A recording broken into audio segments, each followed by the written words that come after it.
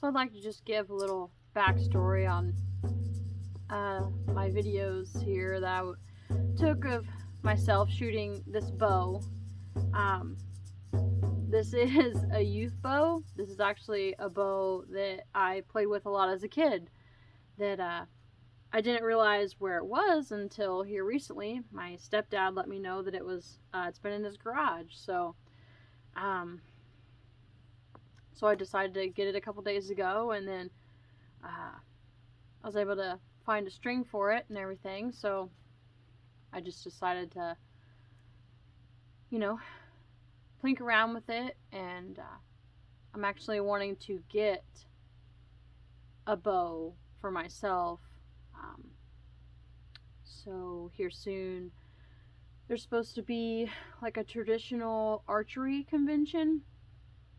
So my husband and I are going to be going to that, and I would really like to find something, obviously, that looks more traditional. I'm kind of leaning towards a longbow, but if I find a recurve that I like, pretty longbow or recurve, that's really what I'm going for. So I'm pretty excited about that. I think it'll be a fun time and just neat seeing a lot of, the different vendors and stuff that'll be there. But anyway, back to this bow. So, funny story. One, I think my dad said this belonged to one of my uncles. So it's, it's got some age to it. But I used to here you go, YouTube. Here's, a funny story about myself. I used to run around pretending that I was Legolas from Lord of the Rings. I thought I was that cool, and and I can remember, so we used to live next to my grandparents.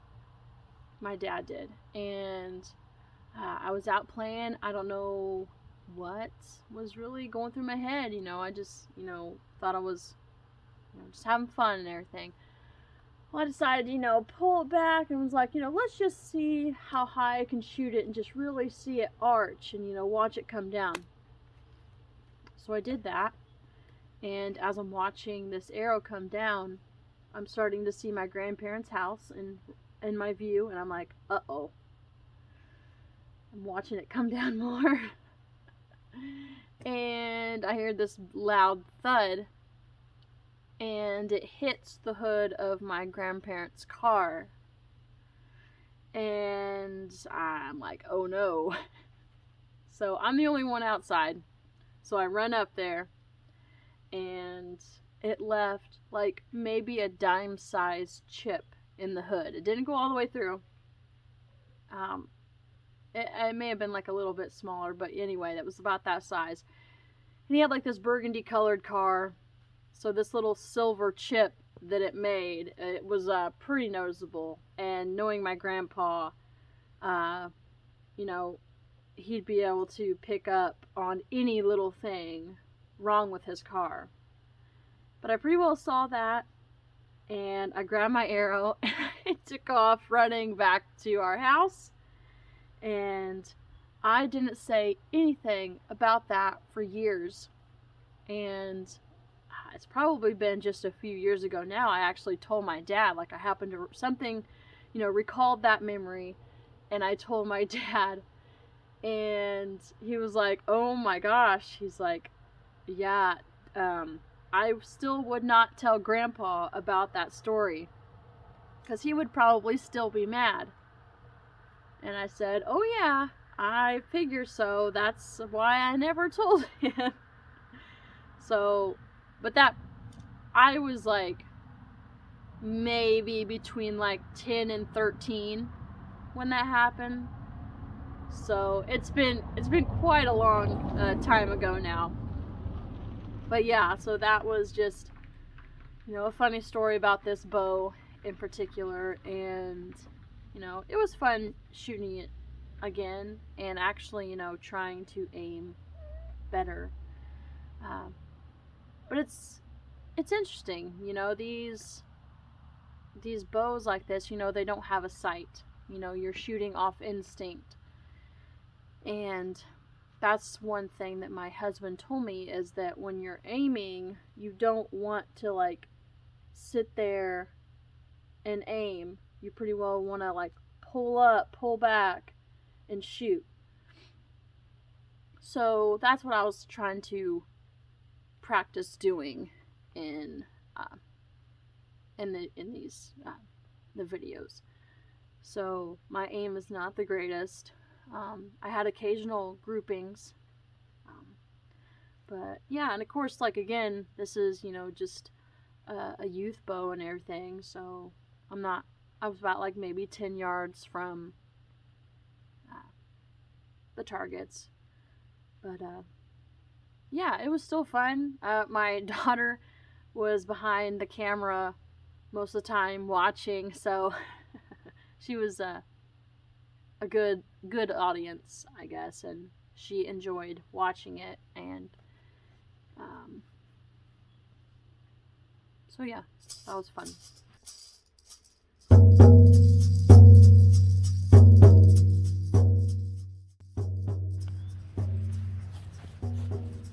Are you ready, Mom?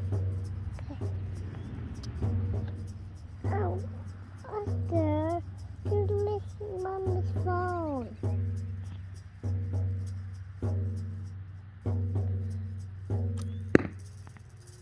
Good one, Mom. Thank you, baby.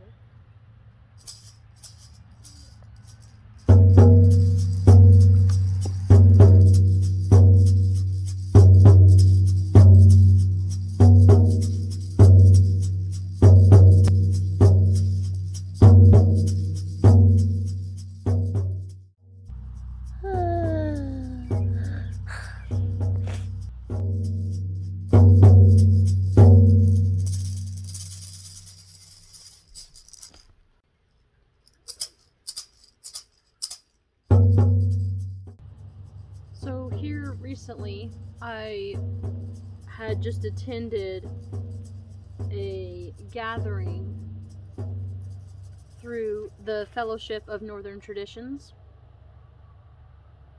and while we were there was an archery target and like axe throwing target set up out there, and there was a bow very similar to this one that was there with some arrows. So there was a few of us that, you know, were plinking around and all that, and just, you know, some friendly competition to see, you know, obviously who could get the closest to a bullseye and all that. And at one point it came down to me and one other person who was still going and doing really well. Logan. Logan was his name. And we were trying to hit a can. And we came really dang close. And before we pretty well, I accidentally broke one of the arrows. So we pretty well had one arrow left. And then I know I was getting tired. I don't know if he was getting tired or not, but so we ended up stopping.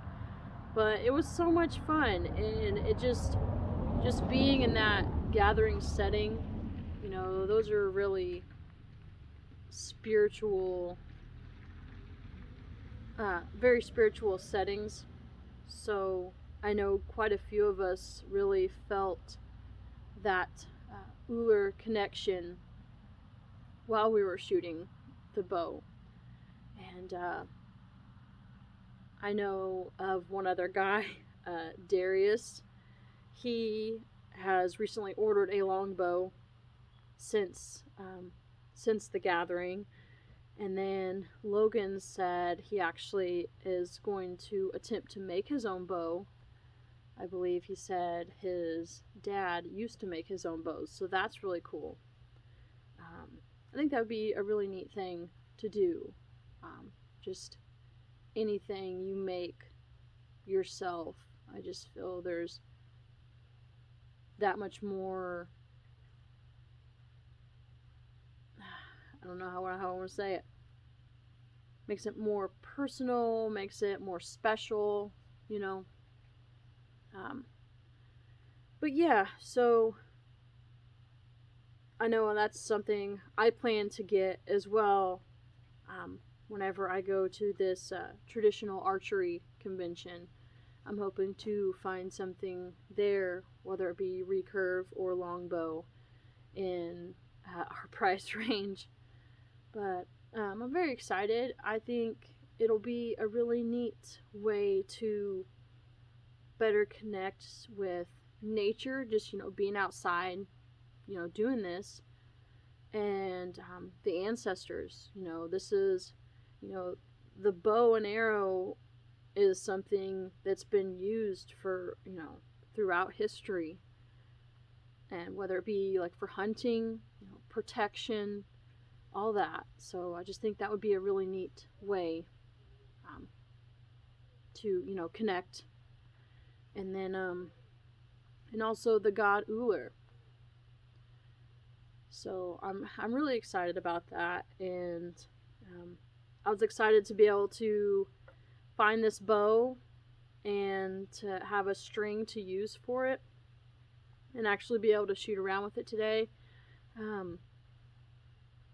I wish I would have thought about it sooner and got out a little earlier today, but my daughter and I were able to come outside and she watched me shoot for a little bit.